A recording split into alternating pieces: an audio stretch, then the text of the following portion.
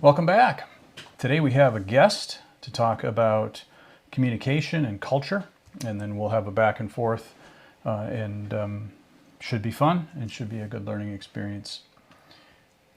So my guest graciously accepted the invitation, and I will let her introduce herself, and then we'll get going. So hello, everybody. My name is Jacqueline Keipel, and I lead global strategic communications for a Fortune 100 tech division across the organization. So it's a division inside the company.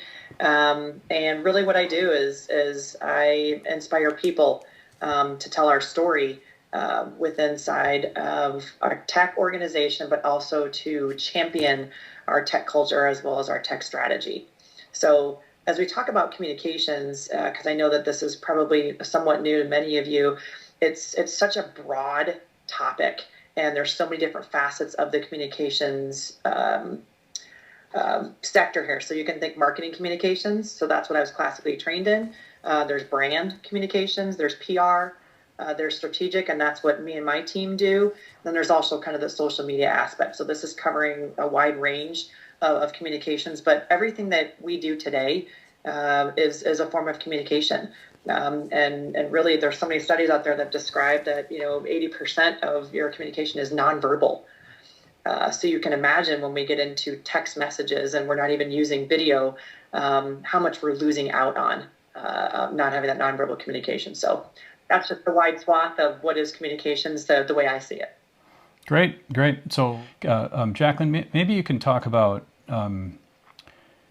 what does an organization do? How important is it that in today's day and age, where anybody can just make something and put it on YouTube or make a TikTok or whatever?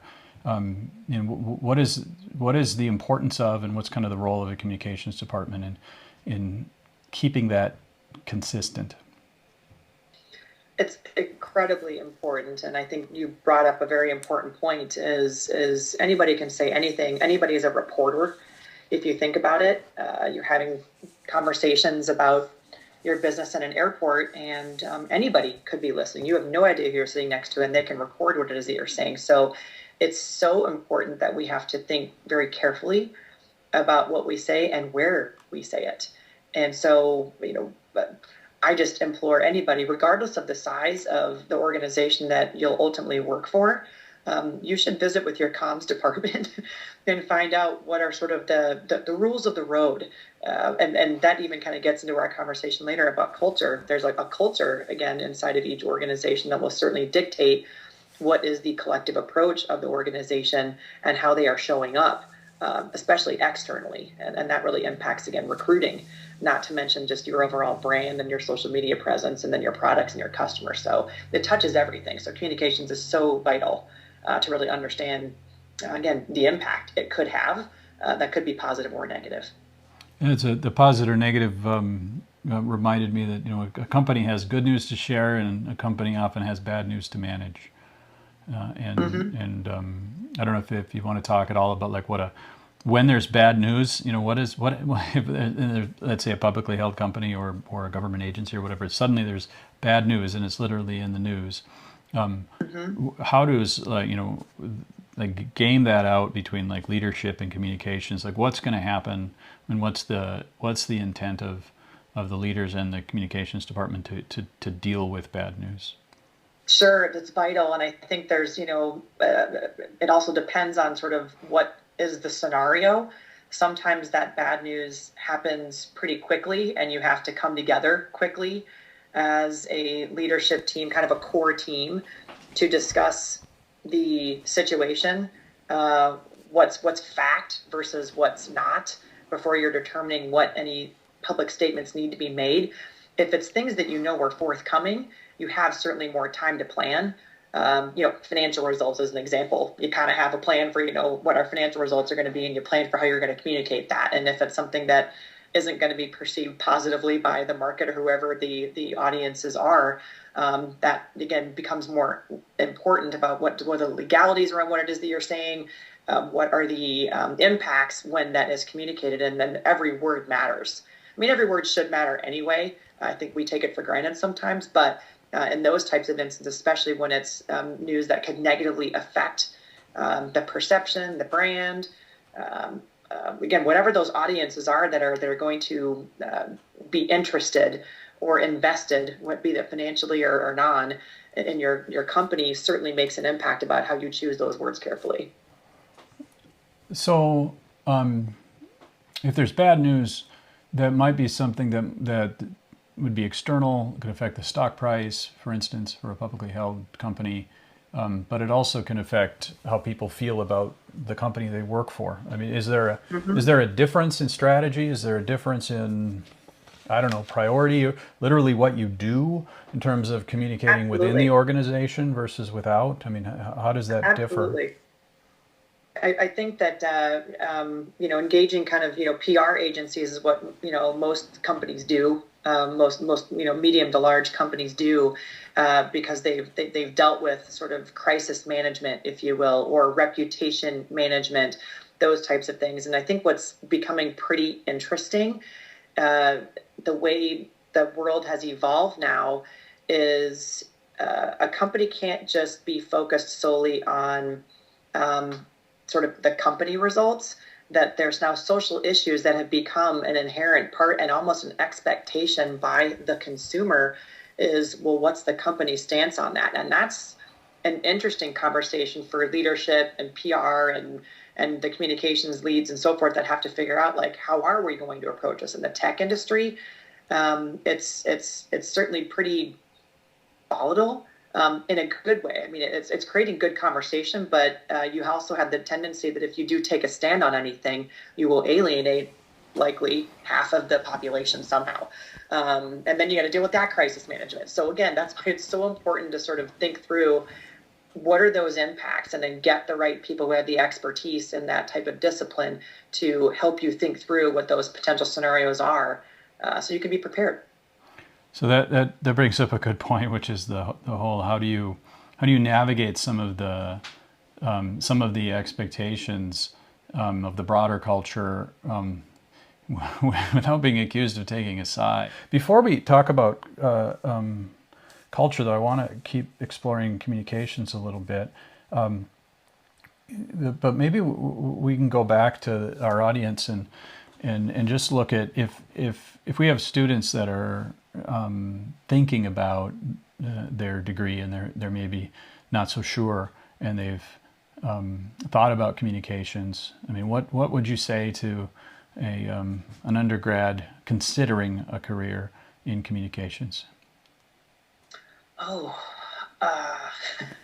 first of all, I love it. I don't have a degree in communications.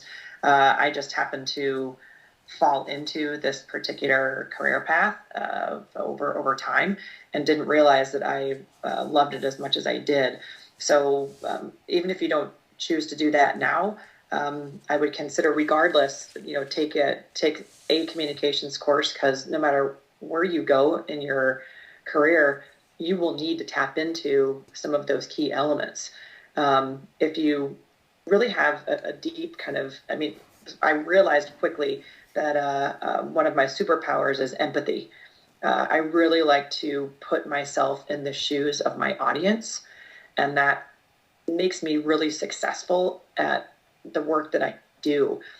Because if I understand deeply where that audience is, what it is they know or what they don't know, and what I want them to know, that helps me craft a message, as well as how we're going to deliver it, and being creative. That sort of enables me to sort of continue to take the work that I do to the next level. And if you're also a person who likes to again be creative, and I think everybody can be creative despite your function, I think choosing an opportunity to learn something new every single day, this is a great career for that. And I think anything in the problem-solving world is a great pursuit. But I solve problems all the time. I just don't do tech problems. I just happen to solve problems inside the tech environment.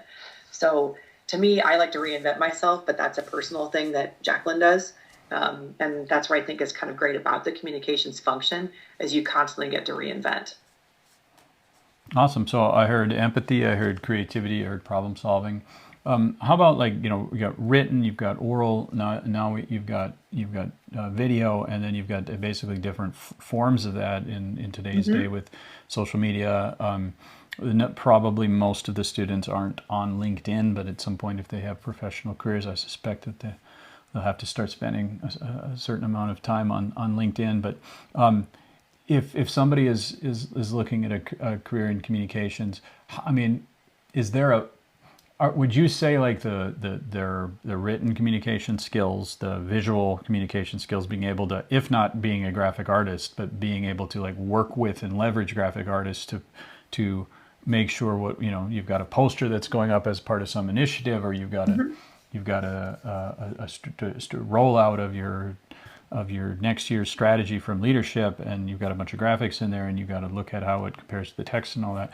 How important is, like, is it one part visual communication skills, one part oral, one part written, and one part being able to navigate this explosion of media now, and especially social media? Would you put any one much higher than the other in terms of skills to cultivate, or is it all of the above? I think it's all going to depend on the job, Todd. And I would say, for me, I refer to myself as a Jacqueline of all trade, because I do a lot of things well. Nice. You have to write when you're in communications, because you are going to do some written communications, but you also have to be able to verbally communicate. I think there's a presentation component that is vital, because you might be in a position where you're going to be coaching a leader on how their presentation is landing and giving them tips about that. So there's a visual component there to it for the deliverer of the message itself. But as you were talking about with graphic artists and designers, so depending upon the colleges that exist across the country there, journalism, mass communications would get you probably that broad sense of all those different areas of communications. But other disciplines might have communications that might not cover all the writing and the graphic design as it might in the journalism school. So again, those are just different options to consider. Communications might be doing more communications theory, whereas on the journalism and mass communication side, you might be touching all those assets you're talking about, social media, graphic design, written, in front of a camera, that type of stuff. I think the other thing to consider too, given that most of these students have experienced the pandemic and what it's meant to them from a professional side, we all had to quickly go virtual.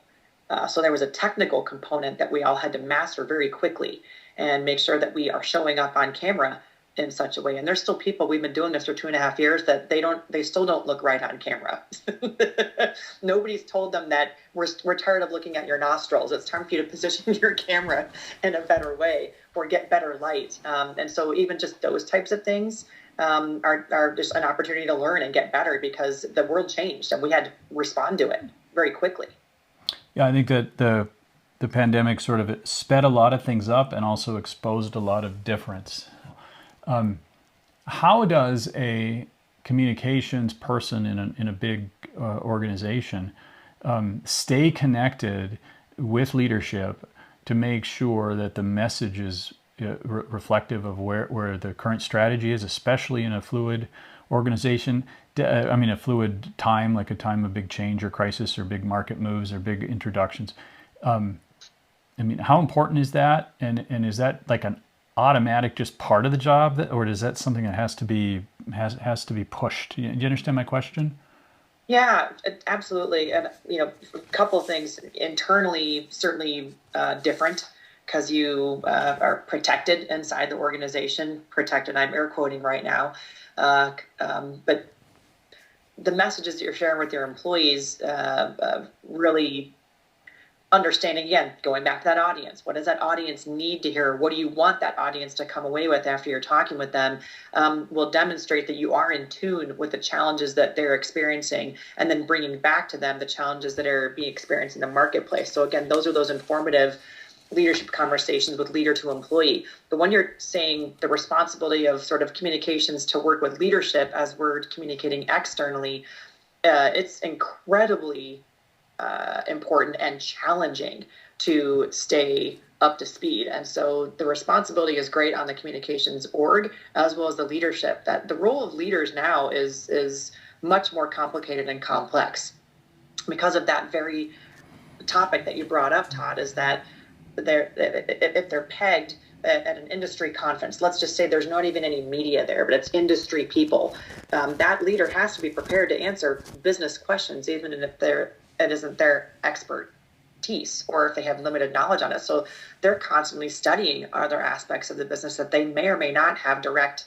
knowledge of, but they have to know something about it. And then what is that message that is consistent, that is not going to again paint a negative picture if that wasn't the intent. So to me, it's hard.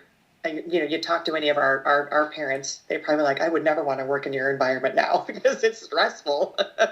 And I look at my kiddos too. I mean, it's getting hard and more complex. But again, staying so connected with your leadership, and that's regular one-on-ones. It's being involved in large meetings to understand what other aspects of the business are flying, so that you can make sure that you're thinking about what are those downstream impacts. But again, we may not be ready to transition to our culture conversation, but when you think about the importance of those differing perspectives, it's really critical that you are always getting another perspective from another person who doesn't do what you do or doesn't sit in the group that you do, so that you can continue to mine that information for yourself and then how I might message it. So I really do spend a lot of time talking with so many people across the business because that fuels me to prepare my leaders for conversations that they might not be in, but they have to be prepared to talk about. And then you've got personality issues where you might have leaders. You just think about Elon Musk and how much of a direct communication he has with 100 million Twitter followers. Think about Trump and that administration, and think about the people trying to manage communication, trying to bring a coherent message, and then when you have some of the senior most leaders that have a direct line and use that direct line, and sometimes they literally pivot, live. And you're playing catch up as the communications department to try to say, no, that was the plan all along. Yeah, this is all what we were going to do, instead of he said what? And people just don't realize how quickly what you say now can run away. We've seen the obviously reputational damage that can happen to an individual with like the wrong tweet, but now there's massive brand damage that can happen with the wrong tweet or the wrong event. The world is it's like it's like we have spotlights on each other, and everything is a lot more tense, and things can scale up and blow up really quick. And some people use that to great success, and some people use that to spiral down really bad, and then they can bring the brand and the company's reputation and stock price, and in some cases billions of dollars can burn up. So communications is critical, both as a department and at every level of the organization. So I hope people listening to this are making connections between when we've talked about leadership and when we've talked about culture. We especially talked about binding narrative, how these all things come together, and the world of work right now is full of opportunity and peril on the communication front, and it is in your best interest career-wise to make communication a subject of mastery. Okay. I'd like to kind of cross over here in when we talk about communication and we talk about the binding narrative and how that relates to culture, the cultural aspect and the role of communication in maintaining culture, and the role of communication in trying to shift culture. How have you in your role as sort of helping a company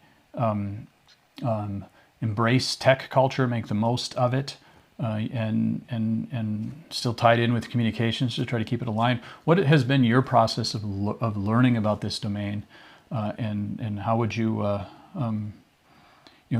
how would you characterize your level of knowledge, and what's available if somebody wants to actually learn about this? Yeah, there's a multitude of resources. Everybody um, loves to talk about culture because it has so many different meanings to it.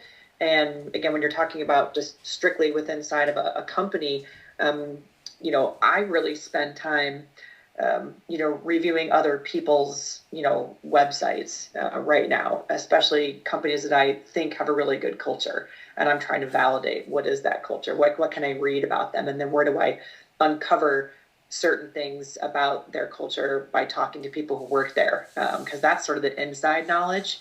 When you're looking at what our company website is or any kind of videos out there that have been carefully crafted by somebody in brain and communications and so forth, I want to know like what's under the hood. So spending time with people who are inside those organizations and really getting kind of those unwritten rules are super interesting. Then you review just kind of just general studies, and then there's books. There's obviously tons of stuff. And so, again, I'm not a study of culture, except I just like to understand more. And I think part of it is getting a sense for how people think about it. So when I spend quite a bit of time, and I'm kind of glad that I'm spending time with the students here, is I mentor a number of students, and as I'm coaching them in interviews, to prepare for an interview, I always provide them with a series of questions that I want them to ask this potential future employer about their culture, and allow that person that they're interviewing with, or those panel of people they're talking with, to have them describe their culture. Because today's population of candidates out there, it matters. They're not willing to walk into an environment that is potentially toxic. They kind of want to know where those blind spots are because it's important to them. They want to feel connected. They want to feel like their work matters. They want to feel like they belong. So when you think about how much I love the tech culture, why it completely resonates with me and my personality is I love fast paced. So tech is very fast paced. So that's a cultural sort of like speed with which everybody moves. There's an innovative spirit. There's people like to tinker and solve problems. That's ultimately, what is inspiring to me about a tech culture. But then there's all those unwritten behavioral rules that could potentially make me choose not to go to a particular tech organization because their culture doesn't work that way. So again, you mentioned, norms and performances and practices and customs and so forth, all those types of things that do make up a culture. But to me, again, the reason I love tech is those things that I described, but you really want to dig deep when you won't get that information until you're either inside the organization or you have trusted people inside those organizations to give you like the straight scoop, to understand, again, what are those unwritten rules? What are those unspoken behaviors that you're not going to read anywhere? So you have to kind of make sure you've got a balance of that internal and external conversation that may or may not be taking place that helps you think differently about what is meaningful to you as an individual. So, okay, how do you go about like looking at your own organization and answering the question, what is our culture? I mean, what dimensions do you look at? How do you assess it? How do you and then the other part is like, how consistent is our culture? Or do you end up, if you work for a distributed organization, say lots of branches or a bunch of different factories, or maybe you're all over the globe, or what I mean, how do you assess whether you actually have one kind of culture here, but you have a much different one over here? Is that good or bad? I mean, Yeah, I think it's always a potential blind spot for any organization of any size. So again, working in a global environment, you already have, just by virtue of where you sit in the world, those cultural differences. And then understanding those cultural differences is going to help strengthen your communications when you understand both sides. So that's where communication and culture have a huge, deep connection, and a huge responsibility to both audiences. Is both groups, or are both groups really committed to truly understanding each other's point of view, so that way you can come together to figure out what is the problem we're trying to solve together. So that's sort of one thing.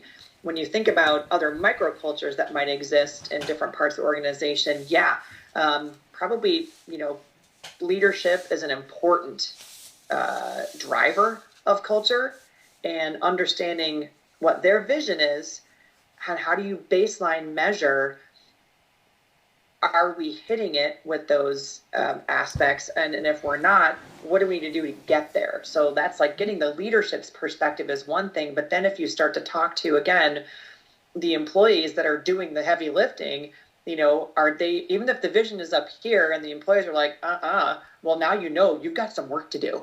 And so how do you bring that together? And part of that is opening the conversation. And until an employee feels heard, he or she cannot feel like that whatever they're going to say is actually going to make a difference.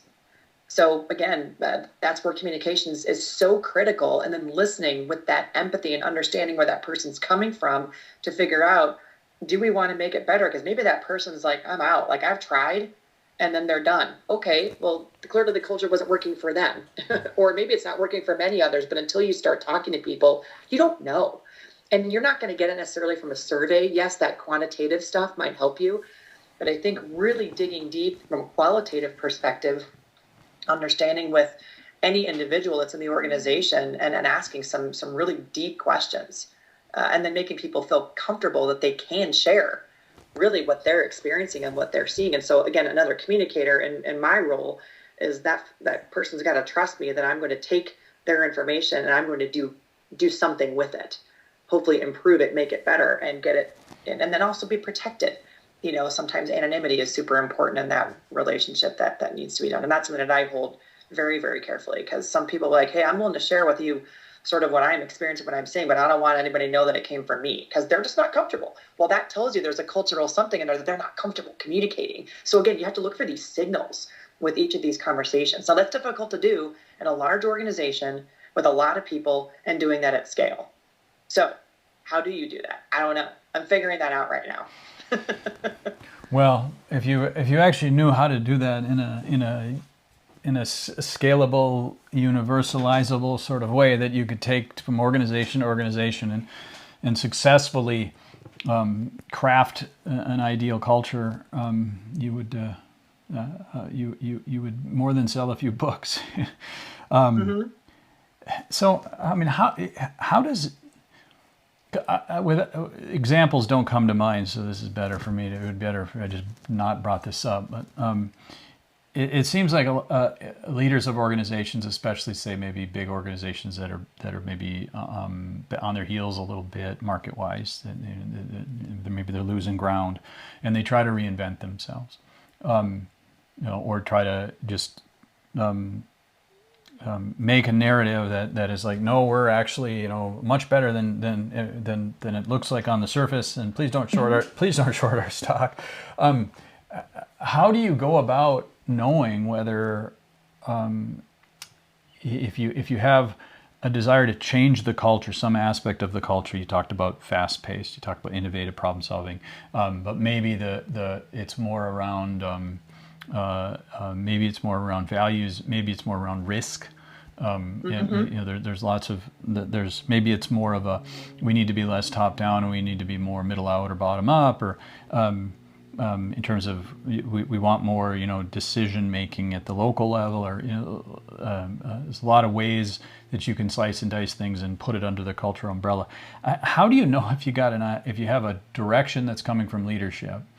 And we need to change the culture to be more blank. I mean, how do you know if that's not just going to get spit out? I mean, how do you know? And then how the heck do you go about trying to? And don't worry, I don't expect you to have the litany of answers, because again, nobody has this. This is not everybody's trying to crack, and people do it at varying degrees of success. But I'm certainly interested in your perspective, even if that perspective is just talking about why it's so hard. But how do you just go about changing a culture, and to what? How do you even know if it's going to be successful? How do you know if you are being successful? I mean, hopefully somewhere in those questions is something that you want to talk to. Yeah. So this conversation has really sparked, something that I just watched recently. It's on Netflix. I'm not a promotion for FX or Netflix or anything, but it's a documentary called "This Could Change Everything," and it's really uncovering the challenges in Hollywood about female directors, not having a presence there. Mm-hmm. And so ultimately throughout, and I won't but go watch the documentary because it is pretty interesting, and I think for anybody it would certainly open your eyes to the things that we may have a blind spot for. But the CEO of FX, it was brought to his attention some metrics inside of his organization about how he didn't favor female directors for some of the projects that he was working on, and he took a stand and he said, I'm going to do better and I want to do better. And so here's the CEO taking ownership and responsibility and then actually taking the action. And so he took some action and pushed it out there. And the response was, well, that's great, but it's not far enough. And so I think he was open to the idea to say, okay, great, I didn't check a box and I took the action and now I've hit a metric. It's more of like, did I really change the culture of our organization? And then what did it ultimately yield? Well, as you watch the rest of the documentary, which I hope you do, he does go further because he's open to the fact that he knows he has more work to do and he has more change to do inside of his organization. It's not just coming from him. He really talks about the impact of the type of content that came through FX once his culture started to get changed and they had more female directors and they were winning more awards. I mean, that was his measure of success in that instance. So to me, there could be many measures of success you might determine, but he wasn't blown. It's like, yeah, I didn't win the awards. He was like, man, the content was so compelling. And because we had so many different experiences that just made us better, all of a sudden he came to that epiphany. So again, an example that anybody can watch right now. And for me, until you kind of understand what it is you're trying to change, it's hard to understand, okay, now how do I go and take a look in the mirror and then really evaluate where are we and where do we want to go? And then how are we going to get there? And then what is that action to be taken? Because it can't just be owned by the leader. It starts with the leader, but it has to be owned by everybody. So even though I lead the definition of kind of culture inside of my organization, it's everybody's to own, but how can I start to chart the direction with intelligence and information to help guide people to think differently about different aspects of our culture that we want to grow, we want to nurture, and quite frankly, what we want to just like stop doing, because there's that everywhere. But I think if we're all open to the blind spots that we might have, and then being curious, just as an individual, but also being curious about another perspective, that could really change how we all interact with one another, not only personally, but professionally. That's good. Do you feel that the average person in an organization has a adequate and consistent understanding of what culture even means within an organization?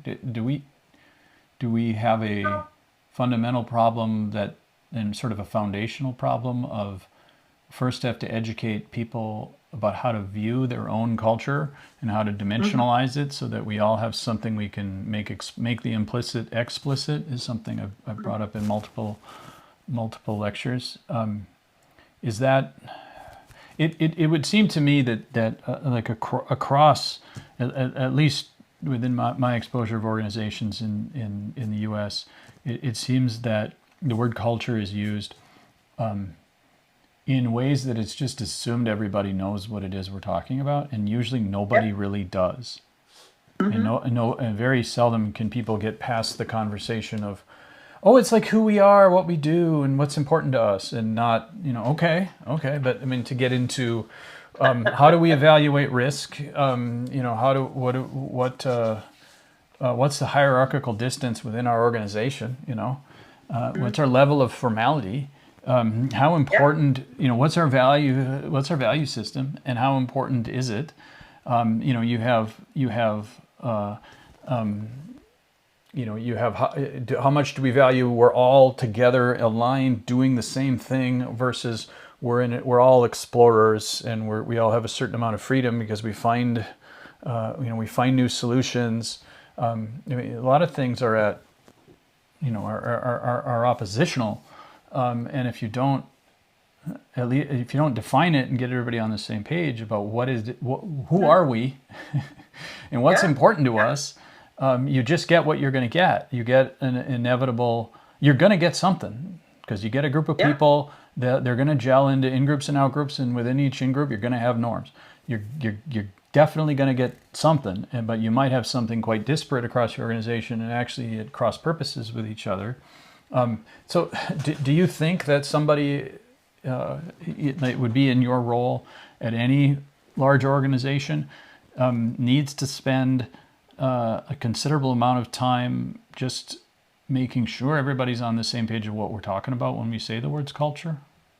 No, absolutely. I think that's critical, because you're right. Everyone say, "Oh, that's part of our culture. That's part of our culture." So you're hitting exactly what I'm working on in my current role, is getting to a definition that, at least an understanding of a definition of how we would talk about culture inside of our organization. And again, it may be real in parts of the company, and then it might be perceived, or it might be like future state, it just depending upon where you are. So I think having that understanding and reality within the org is super important. And I think the other aspect is like, why do we care about it? And then why is it a strategic differentiator? Because if you agree that like, here's what culture is and here's how we define our culture, then why is it a strategic differentiator for us? And when you think about the organizational culture, that affects just recruiting and onboarding and the employee experience, everything. And I just feel like getting that firm understanding, but then also sort of challenging those that are wanting to know more, but then more importantly, how are they living it today? Can we provide examples? Because people might say, well, I know what culture is, but it's like, okay, well, then why don't you give me an example of, if we were to use this descriptor of one aspect of our culture, can you think of an example? And if they struggle, great, that tells you one thing, that maybe we're not there yet, but they really want it. Or they've got tons of examples. Now all of a sudden you generate a really unique conversation in a group where people are like, oh yeah. Then it's giving some honor and realization by that audience that like, yeah, we do live this culture. So that word does resonate with me. And now I can talk about it in a different way if somebody were to ask about my culture. It's like, oh yeah, well, we're fast paced. Oh, okay, great. But what does that mean? Well, let me tell you an example of how quickly we do, as we iterate on this or whatever. Now all of a sudden you've engrossed somebody in your world, and now they're interested. And now they're like, well, I kind of want to be a part of that culture, because they're seeing you kind of get animated and excited about it. Like, that's really cool. Or if you have something that's a negative experience, all of a sudden now you can completely turn somebody off. So again, it can work both ways. But sometimes, again, that choiceful word that you might put in front of varying audiences and asking them to sort of share that description or an example of it could generate some really cool conversation that may open up some doors, expose blind spots that I've mentioned before. And then you get to figure out, now what do we do with it? More communications and culture coming together. So it would seem to me, and I've mentioned this in a previous lecture around the book Atomic Habits and the power of identity as a motivator. So instead of saying I should exercise more, or I've got to exercise more, or damn it, why didn't I get to the gym? It is that doing those sorts of things, trying to reward yourself somehow or browbeat yourself, tend not to be as effective at making you motivated to become a different person, as much as the identity aspect, which is say, I am the type of person, I am a person that is in shape, I am a person that goes to the gym all the time. And this notion of identity over like some prescription of action kind of thing tends to have a stronger effect, because it is wrapping your self-narrative into an in-group. And now norms become a thing. Now I got to get to the gym because that's who I am. That's my community, and not going to the gym becomes a kind of implicit norm violation, and so it becomes a stronger motivator. So that's my read on why that particular sort of hack to go with identity is effective. It's the mindset thing, like a growth mindset versus a fixed mindset. Mm-hmm. You're really talking about self-narrative. You're really talking about, which is itself nested and in group. So you're tapping into the normative enforcement, which is why you then go and do something, because that's way better than just trying to talk yourself into it. But so what I see with culture and trying to be intentional about an organizational culture, I see a lot of power in that, and I see a lot of things that needs to be done carefully, because if you say, okay, we are a fast-paced company, that's the identity side. This is who we are, and now moving slow, so to speak, is an implied norm violation, and it can't, that framing. That identity-based framing is very powerful, and it's needed to actually get an in-group association. You have to have that narrative. But how do you go about moving a culture by asserting those things? If you push too hard in asserting an identity for the culture to try to shift an organization, if it doesn't ring true. Then now you're no longer like a voice of trust, and now I don't. If you say we're a fast-paced organization and everywhere I look is we're not fast, then I discount that voice. I mean, do you see that sort of balance of what is the narrative? What is the thing we can say? We move fast, because if you say we need to move fast, that's no longer an identity framing. Right. That now you're getting into the whole, you're trying to poke and prod and negotiate and that sort of thing. And sometimes that's all you can do. But if you can frame it as an identity, that becomes the culture aspect of it. I guess I don't have a specific question other than I'm hoping maybe to riff off with you whether you agree that when you push, you can't push to the point where you're saying something that is just not at all what people are seeing, but you need to say something that they're seeing enough of that they then start to identify with it, and then their behavior changes and it becomes a self-fulfilling prophecy. Am I making sense, or do you see it differently?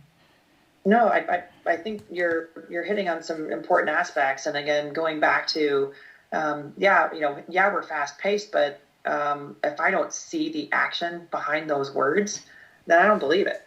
And now it's just lip service. And so, kind of getting back to, any example, it starts with the leader. If the leader is saying like, I've empowered you, go forth and make decisions, but then I'm immediately, I make a decision and then I'm chastised for it. And I'm like, yelled at for it. I mean, I can't imagine I would be, but some people might. That tells me that you say I'm empowered, but I'm really not.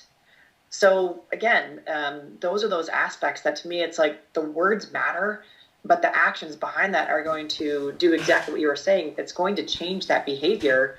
So they're going to see leaders going to lead by example. He or she's going to say something, then they're actually going to do it, and then everybody's going to see that that's happening. Then they're going to think, okay, well, this is what my leaders are doing. I'm going to make sure that I'm, supporting those same actions, because now they're doing what they're saying they're going to do. So it's the same thing with kids. I mean, students here, you've got parents, but if your parents are like, do as I say, not as I do, well, I don't know if I buy that. So, but honestly, it's important. We have to model good behavior for our children. And more importantly, as you grow up in yourself, if you were on a sports team or any type of activity where you were perceived to be a leader because of your expertise and just your accomplishments, whatever. But if you were kind of a schmuck on the back end or doing something that shouldn't be, like social media, all of a sudden now people are going to be like, well, I'm not sure that you're a credible person anymore because you're saying this and you're doing something different. So those have to match. And that's where when you get into, again, communications, coming back into the message here again, and this culture of authenticity that we all need to be embracing. If it's smoke and mirrors and you're talking a big game and then you don't do anything, all right, okay, let's move on. People don't feel like they've got the real deal, and nobody wants that. But that's in personal and professional relationships.